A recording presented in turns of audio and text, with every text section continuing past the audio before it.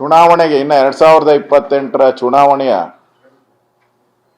ಮುಂಚೆನೆ coastal belt ಅಲ್ಲಿ ಕಾಂಗ್ರೆಸ್ ಸೋಲೊಪ್ಕೊಂಡಿರೋದು ಸ್ಪಷ್ಟವಾಗಿ ಕಾಣ್ತಾ ಇದೆ.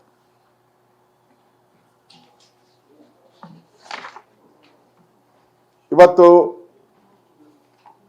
8 ಜಿಲ್ಲೆಗಳಿಗೆ ಪ್ರಾಧಾನ್ಯ ಇಲ್ಲ. 8 ಜಿಲ್ಲೆಗಳು, ರಾಯಚೂರು ಇಲ್ಲ, ಹಿಂದುಳಿದ ಜಿಲ್ಲೆ. ಯಾದಗಿರಿ ಇಲ್ಲ, ಹಿಂದುಳಿದ ಜಿಲ್ಲೆ. ಕೋಲಾರ ಹಿಂದುಳಿದ ಜಿಲ್ಲೆ. ವಿಜಯನಗರ ಹಿಂದುಳಿದ ಜಿಲ್ಲೆ. ಚಿಕ್ಕಬಳ್ಳಾಪುರ ಹಿಂದುಳಿದ ಜಿಲ್ಲೆ. ಪಾಪ ಸ್ಟೇಟ್ಮೆಂಟ್ಗಳು ಕೊಟ್ಟಿದ್ದೆ ಚಿಕ್ಕಬಳ್ಳಾಪುರ ಎಲ್ಲ ಕಡೆನು ಕಾಣೆ ಆಗೋಗ್ಬಿಟ್ಟೆ ಅವ್ರಿಗೆ, ಎಲ್ಲೂ ಒಂದು ಸ್ಟೇಟ್ಮೆಂಟೇ ಇಲ್ಲ. ಬರೀ ಯೂಟ್ಯೂಬಲ್ಲಿ ಅದೇ ಟ್ಯೂಬ್ಗಳೇ ನೋಡ್ತಾ ಇದ್ದೆ ಅವ್ರದೇ. ಈಗ ಟ್ಯೂಬೇ ಇಲ್ಲ, ಯಾವ್ದು ಟ್ಯೂಬು ಇಲ್ಲ, ತಲೆನೂ ಇಲ್ಲ ಅಲ್ಲಿ. ಡಿಕ್ಲೇರ್ಡ್ ಶಿಕ್ಷಣ ಮಂತ್ರಿ ಅಂತ ಡಿಕ್ಲೇರ್ ಮಾಡ್ಕೊಂಬಿಟ್ಟಿದ್ರು ಅವರೇ, ಸರ್ಟಿಫಿಕೇಟ್ ಕೊಟ್ಕೊಂಡು. ಪತ್ತೆನೇ ಇಲ್ಲ.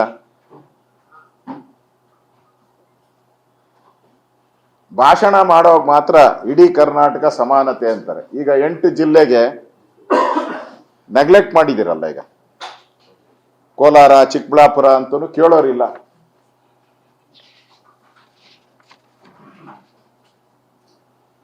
ಅಂದ್ರೆ ಬಹಳಷ್ಟು ಸಮಾಜಗಳಿಗೆ ಪ್ರಾತಿನಿಧ್ಯನೇ ಇಲ್ಲ.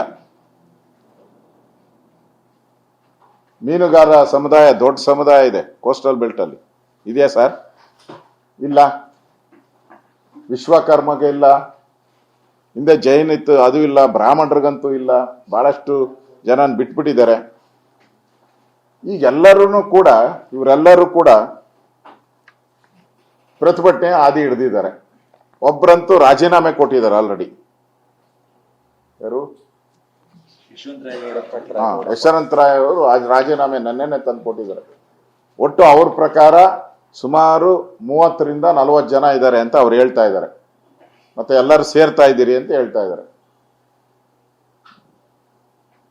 ನಮ್ ತುಮಕೂರು ಯಾರಪ್ಪ, ಹಿರಿಯ ಸಚಿವರು ಜಯಚಂದ್ರ ಅವರಂತೂ ಯಾವ ಮುಖ ಇಟ್ಕೊಂಡು ನಾನು ಕಾನ್ಸ್ಟಿಟ್ಯೂನ್ಸಿಗೆ ಹೋಗ್ಲಿ ಅಂತ ಮುಖಗಳನ್ನೆಲ್ಲ ಇಲ್ಲಿ ಮಾಡಿದ್ದಾರೆ ಅಂತ. ಅಂದ್ರೆ ಮಂತ್ರಿ ಆಗಿರೋರ್ನ ಈ ಮುಖಗಳನ್ನ ಇಟ್ಕೊಂಡು ಯಾವ ರೀತಿ ನಾನು ಕಾನ್ಸ್ಟಿಟ್ಯೂನ್ಸಿಗೆ ಹೋಗ್ಲಿ ನಾನು ಇವ್ರ ಪರವಾಗಿ ಮಾತಾಡಕ್ಕೆ ಅನ್ನೋ ಮಾತನ್ನ ಹೇಳಿದ್ದಾರೆ. ಇನ್ನು ಕೆಲವರು ಎಲ್ಲರೂ ರಾಜೀನಾಮೆಯ ಹಂತಕ್ಕೆ ಹೊರಟೋಗಿದ್ದಾರೆ ಈಗಾಗಲೇ. ಕೆಲವರೆಲ್ಲ ಕಾಂಗ್ರೆಸ್ ಪಾರ್ಟಿಯನ್ನ ಕ್ವಶನ್ ಮಾಡ್ತಾ ಇದ್ದಾರೆ.